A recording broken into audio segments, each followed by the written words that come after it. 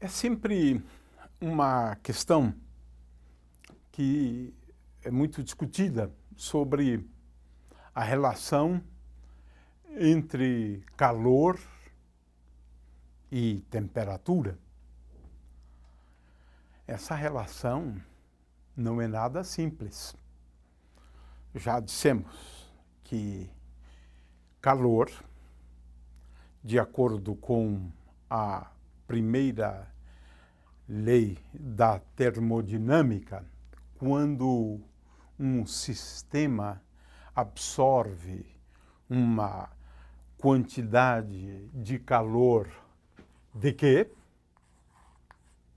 Então, nós podemos escrever que essa quantidade de calor, ela pode ser utilizada no sentido de elevar a temperatura, de forma que dq igual a dt,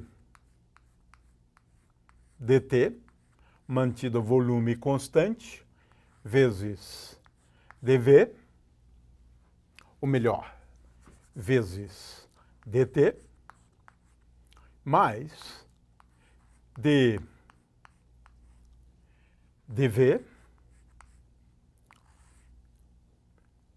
mais P, e esse d e dv é mantido a temperatura constante, dv. O fato é que nós podemos, ao adicionar calor a uma determinada substância, podemos ter dois efeitos. O primeiro é de aumentar a temperatura, ter um acréscimo de temperatura. Mas o calor pode ser utilizado também para expandir, para realizar trabalho. De forma que esta relação entre fornecer uma quantidade de calor e observar um incremento de temperatura nem sempre acontece. Ora, vamos depois estudar situações nas quais pode acontecer que um incremento da temperatura aconteça por conta de uma quantidade de calor fornecido ao sistema. De forma que, nesses casos, e isto, sim, pode acontecer sob, por exemplo, duas circunstâncias, mantendo o volume constante, mantendo a pressão constante. Então, pode acontecer de haver uma relação entre a quantidade de calor absorvida e o incremento de temperatura. Vamos escrever esta relação como sendo C vezes dt.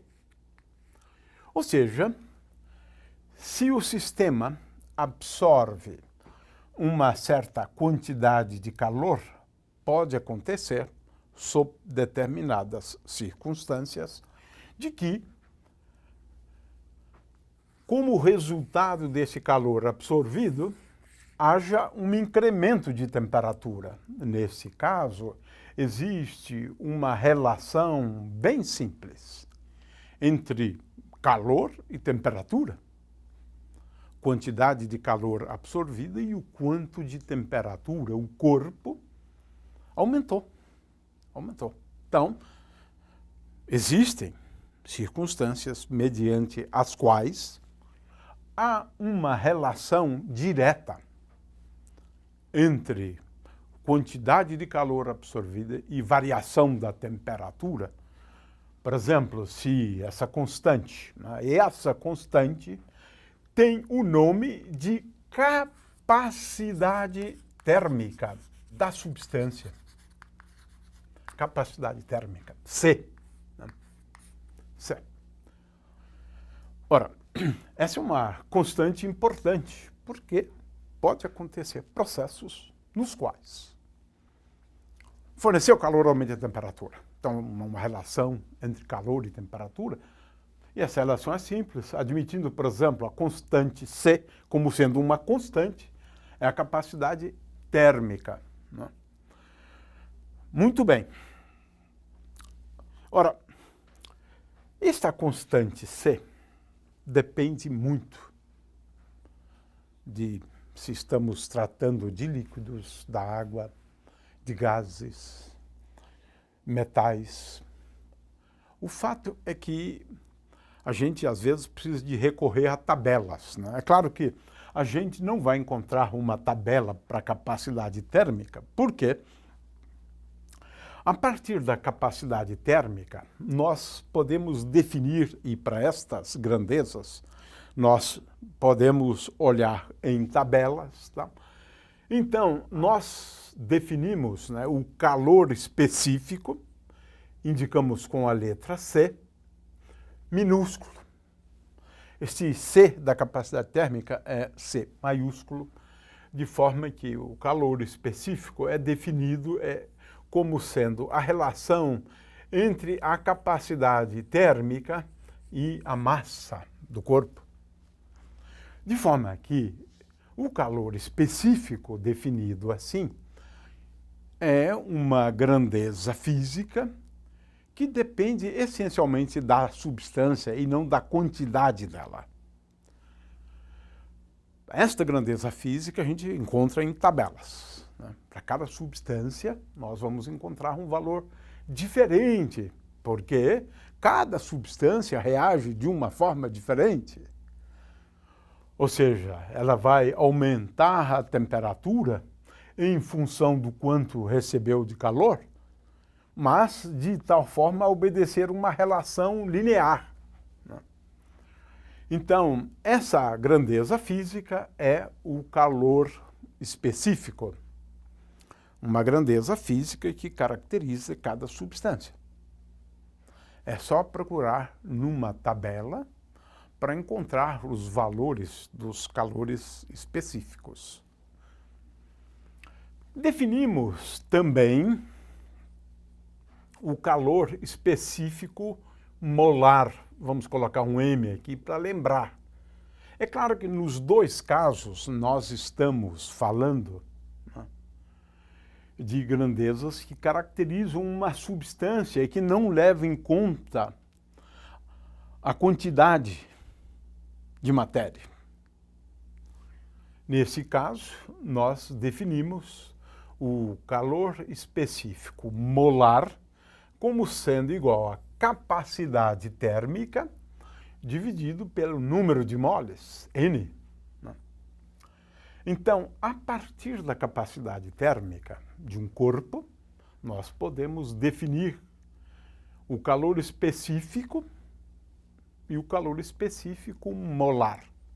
São grandezas que caracterizam as substâncias.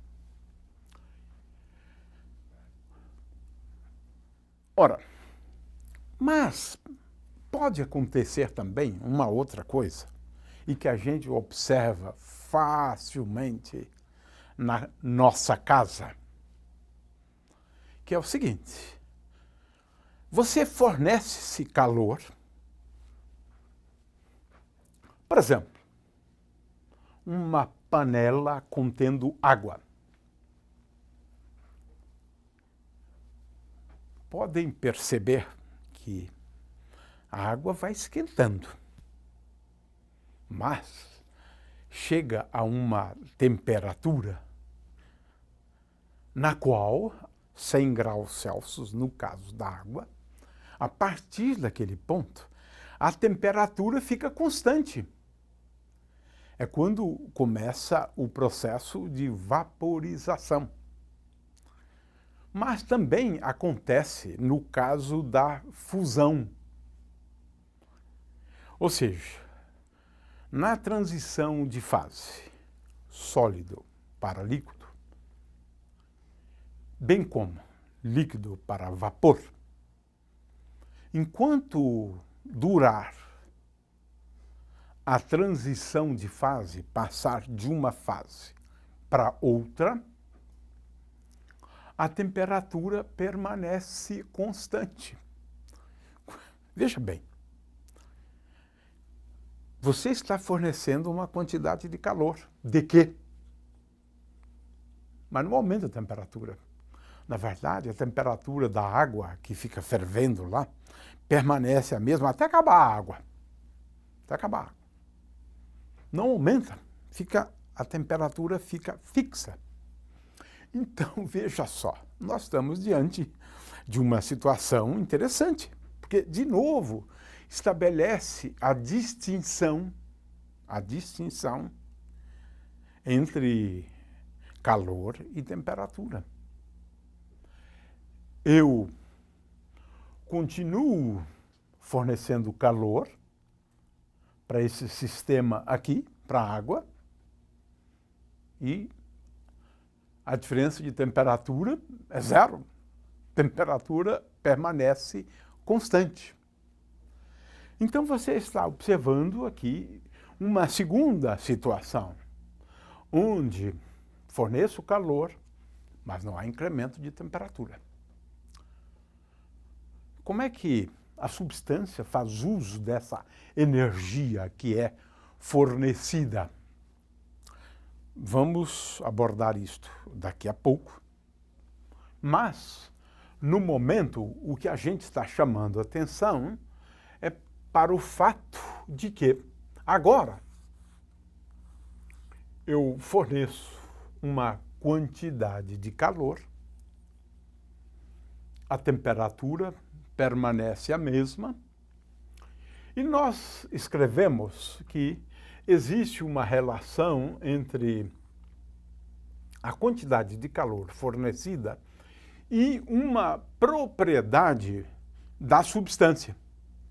Escrevemos dQ igual a M vezes L. L tem o nome de calor latente. É uma característica da substância. Então, podemos falar de dois calores latentes, né? O calor latente de vaporização, quando você tem a transição da fase líquida para a fase vapor, e a transição da parte sólida para a parte líquida, a fusão. Então, temos dois tipos de calor latente. Calor latente de fusão e calor latente de vaporização. São diferentes. O fato é que, por essa definição, né, nós podemos escrever que o ΔQ é igual a M vezes L. E L, portanto, é igual a ΔQ dividido por M. O fato é que nós podemos ter um incremento de temperatura, e só um incremento de temperatura em alguns casos, porque em outros casos nós temos um incremento de temperatura e também um incremento no volume. Então, o efeito do calor não é apenas aumentar a temperatura de uma substância. Pode ser de apenas aumentar a temperatura da substância. Mas existem casos em que a temperatura permanece a mesma a despeito de estarmos fornecendo calor para a substância. Nesse caso, é o caso de uma transição de fase. Neste caso, estamos falando agora de uma característica da substância, que é o calor latente. Então, é sempre bom estabelecer uma diferença entre essas situações, mas, a meu ver, elas ilustram uma coisa que é importante, que ao fornecer calor, nós podemos ter incremento da temperatura, mas podemos não ter também incremento da temperatura. E nós podemos ter incremento da temperatura seguida, por exemplo, de aumento de volume. E, finalmente, podemos ter uma situação na qual existe apenas aumento da temperatura. Então, a rigor, nós poderíamos considerar 3 situações distintas. É para estabelecer bem claramente, né, a diferença entre o conceito de temperatura e o conceito de calor, né? É claro que, nesse caso, existe uma relação direta entre temperatura e calor, incremento da temperatura e incremento de calor, né? Neste caso aqui, mas nem sempre é assim. Nós já explicamos que calor está associada a diferenças de energia e pela primeira lei da termodinâmica é mais do que isso, porque você precisa levar em conta também o trabalho. E temperatura que está associada à taxa de variação da energia. Há volume constante, calor é variação de energia, e temperatura é taxa de variação da energia. Mas essa taxa de variação de energia é complicada porque ela envolve o conceito de entropia. Não vamos entrar nessas considerações agora. Ora, vamos só explicar a razão física pela qual eu forneço energia para o sistema e a temperatura do sistema permanece constante. É simples, né? Vamos considerar